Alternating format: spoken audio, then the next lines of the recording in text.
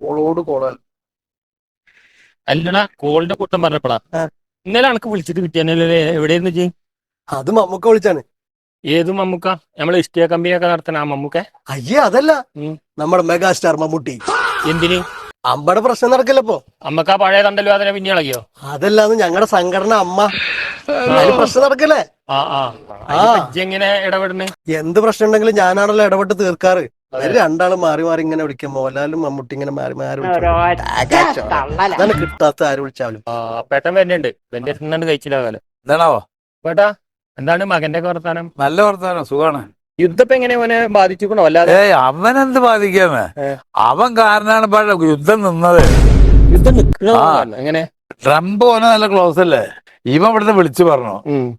നമ്മൾ തമ്മിൽ എങ്ങനെ പോ അത്രയും ക്ലോസ് ആണ്. ശരി. ആ ഒരു ഫോണിന്റെ ആവശ്യം വന്നല്ലോ, ആകെ സ്പോട്ടിൽ അപ്പൊ തന്നെ നിർത്തി. പിറ്റേ ദിവസം രാവിലെ യുദ്ധം അവസാനിച്ചു.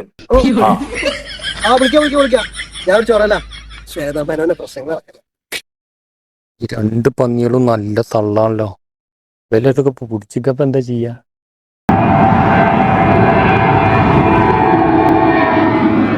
അനിയനാണേ ഉപ്പ് വാങ്ങാൻ പറഞ്ഞാച്ചത് അമ്മ. എന്താ അവന്റെ പോക്ക്?